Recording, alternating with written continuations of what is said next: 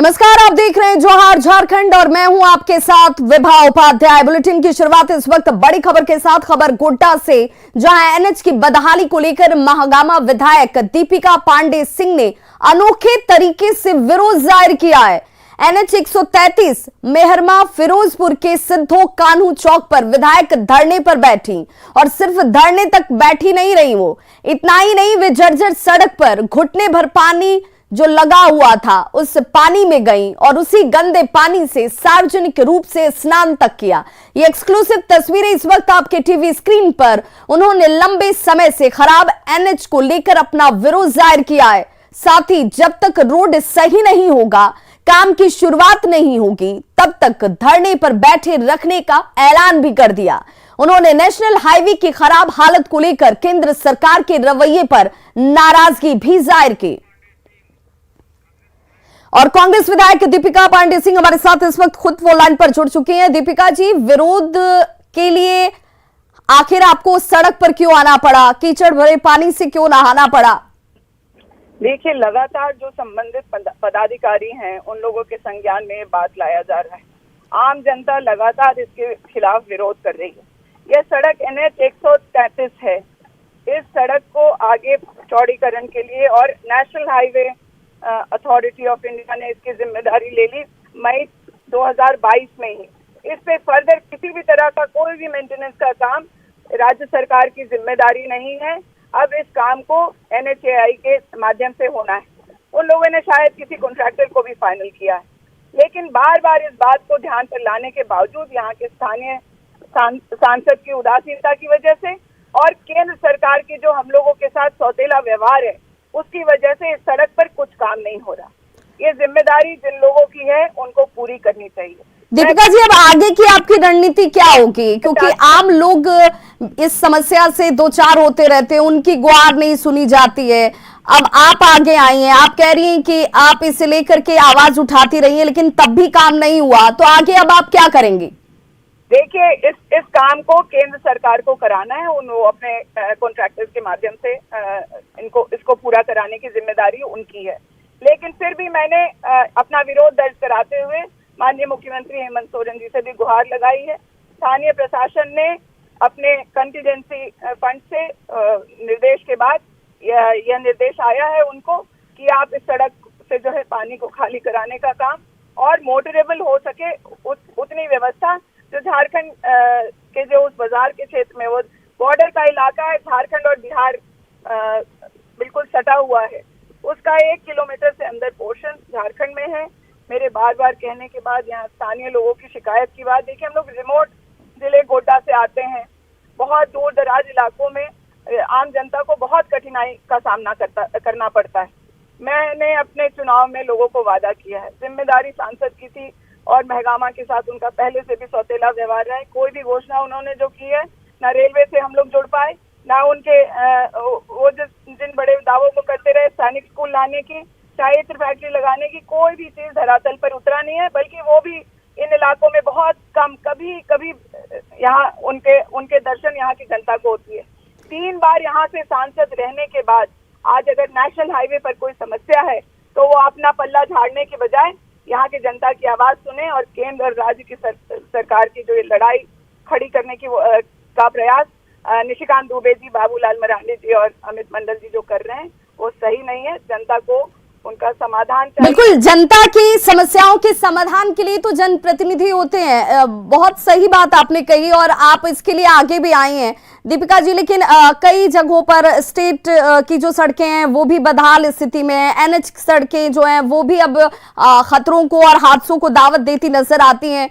क्या अब हर आम आदमी, खास आदमी, सभी को इसी तरीके से विरोध करना पड़ेगा और तब जाकर उनकी बात मानी जाएगी, अन्यथा नजरअंदाज और अनसुना किया जाएगा? राज्य की सड़कें खराब हैं, हमारे क्षेत्र में भी सड़कें खराब, जो PWD के द्वारा बनाई जानी चाहिए, REO के द्वारा बनानी चाहिए, वो सड़कें खराब हैं। सभी सड़क बन करके तैयार है, मैं ऐसा नहीं कह रही हूँ। लेकिन जब से हम लोगों की सरकार आई और खास करके कोविड के बाद कई सारी ग्रामीण सड़कों को पास किया गया है, टेंडर हुआ है और उसके बाद वहाँ काम शुरू हो गए। कल भी जो हमारे यहाँ का एक बहुत मुख्य सड़क जो लोगों के लिए परेशानी थी, PWD के अंदर है, महगामा से दिघी उस सड़क का शिलान्यास मुख्यमंत्री जी ने खुद किया है।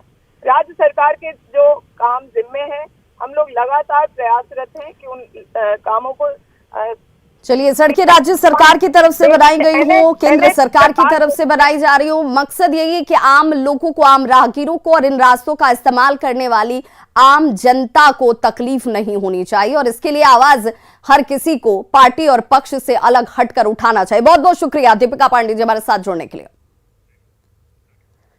सिमडेगा के कांग्रेस विधायक भूषण बाड़ा पर शादी के लिए धर्म परिवर्तन का दबाव बनाने का आरोप लगा है। यह मामला गुमला के पालकोट का प्राथमिक स्कूल के टीचर अनूप भारती और विधायक भूषण बाड़ा की भांजी सोनी मिंज ने कोर्ट मैरिज कर ली।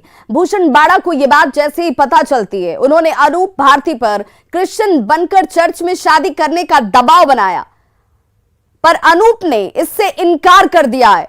तो अनूप भारती और उनकी मुंहबोली बहन रश्मि सुचिता इक्का से मारपीट की जाती है। इसका केस फिलहाल रांची के एमपी एमएलए कोर्ट में जारी है, ये चल रहा है। पीड़ित ने गुमला के डीसी से भी इंसाफ की गुहार लगाई है।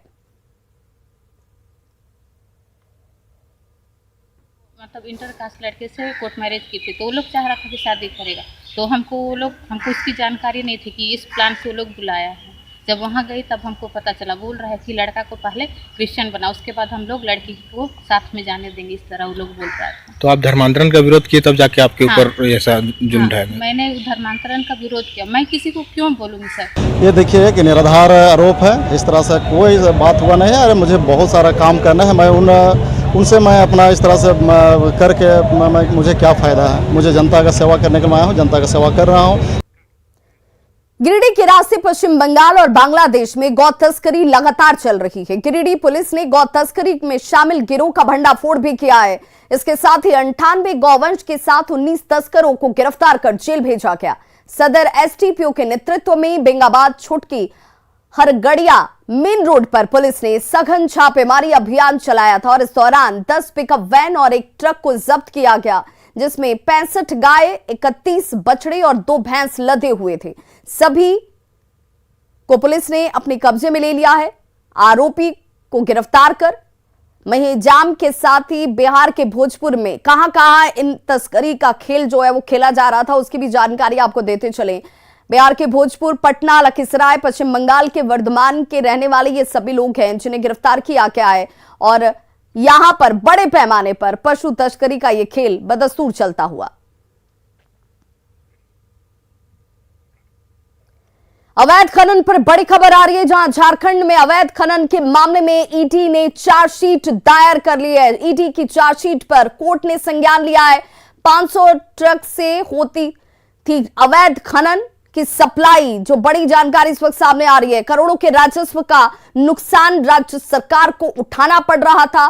कई आरोपियों ने राजनीतिक आकाओं के नाम भी लिए हैं।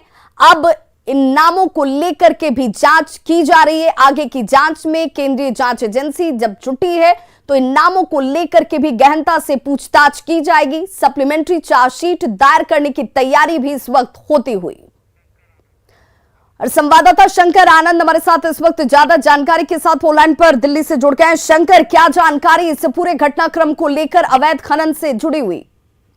देखिए, इस मामले में एक बहुत बड़ी खबर कही जा सकती है। जिस तरह से अवैध खनन से जुड़े मामले में पिछले कुछ दिनों पहले ईडी के द्वारा एक चार्जशीट दायर किया गया था, और उस चार्जशीट पर रांची स्थित जो ईडी की विशेष कोर्ट है उसने संज्ञान लिया है। और अगर चार्जशीट की माने तो चार्जशीट में कई बड़े जो माइनिंग स्कैम से जुड़े हुए कई जो बड़े आरोपी हैं उसके बारे में जानकारी दी गई है, और किस तरह से वो अपने राजनीतिक आकाओं का और किस तरह से बड़े बड़े कारोबारियों का प्रयोग करके जिस तरह से अवैध खनन के मामलों को अंजाम दिया जाता था। इस चार्जशीट में इस बात का भी जिक्र है कि झारखंड से तकरीबन रोजाना 500 ट्रक का जो एक कहा जा सकता है कि मोटा मोटी एक अनुमान है कि अवैध खनन का जो सामान है वो बाहर भेजा जाता था।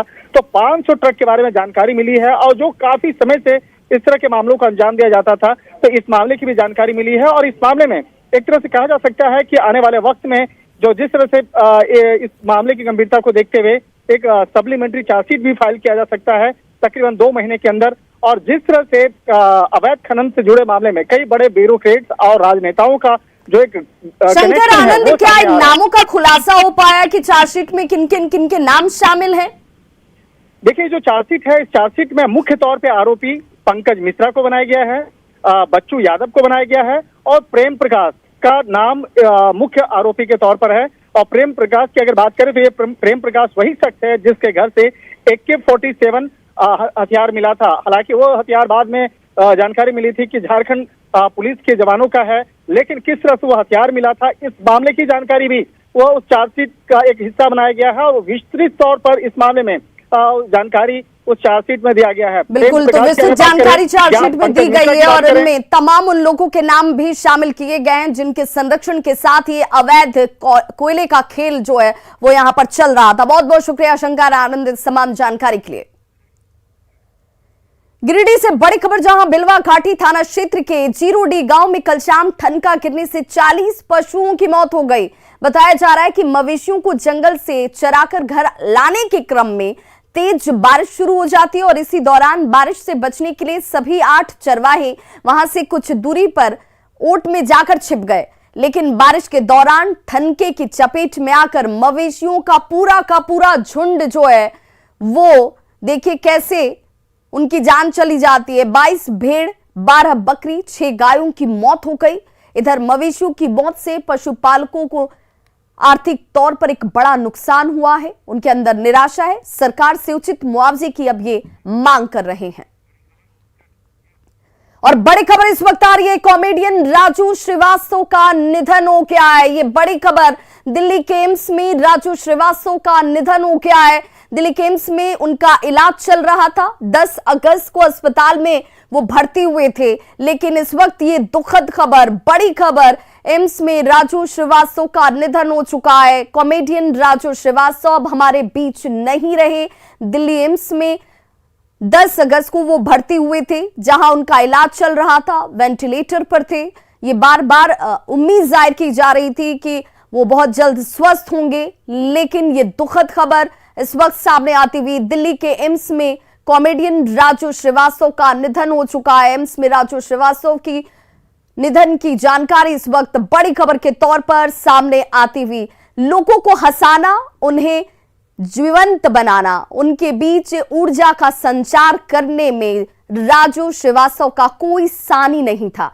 और ऐसे में राजू श्रीवास्तव लोगों को हंसाते हंसाते अब इस दुनिया से विदा हो चुके हैं। अब उनके निधन की बड़ी खबर इस वक्त सामने आ रही है। दिल्ली के एम्स में राजू श्रीवास्तव ने आखिरी सांस ली है। उनकी निधन की दुखद खबर इस वक्त सामने आ रही है। हालांकि कुछ दिन पहले ही उनके परिवार के लोगों की तरफ से कहा गया कि अब वो रिकवर कर रहे हैं, धीरे धीरे उनकी सेहत में सुधार हो रहा है। हालांकि जो डॉक्टर्स थे उनका ये कहना था कि उनका मस्तिष्क इसे लेकर रिस्पॉन्स नहीं कर रहा है, वहां तक ऑक्सीजन नहीं पहुंच पा रहा है, लेकिन उम्मीदें सभी ने बांधे रखी थी। सभी दुआ कर रहे थे कि राजू श्रीवास्तव जो लोगों को हंसाते हैं, जो उनके बीच खुशियां देने का काम करते थे, उनके जीवन में हताशा को दूर कर, निराशा को दूर कर, कहीं ना कहीं एक जीवन जीने की ललक जो होती है, खुशी जो होती है, वो इनके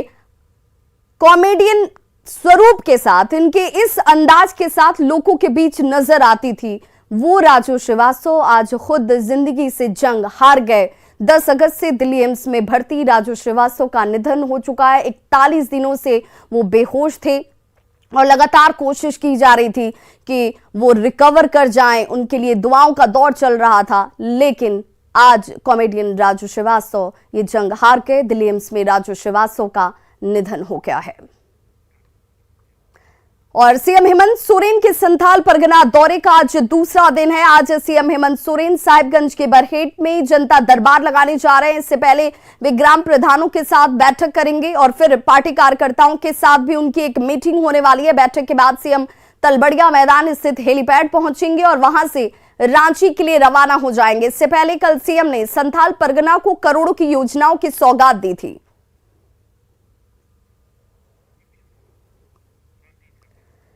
तो कल संथाल को देखिए कैसे करोड़ों की सौगात दी गई और कैसे झारखंड को विकास के पथ पर आगे दौड़ाया जाए, बढ़ाया जाए, इस दिशा में उनकी तरफ से लगातार एक के बाद एक योजनाओं का उद्घाटन और शिलान्यास किया जा रहा है। संथाल दौरे पर हेमंत सोरेन इस वक्त मौजूद हैं और बरहेट में आज जनता दरबार उनकी तरफ से लगाया जाएगा।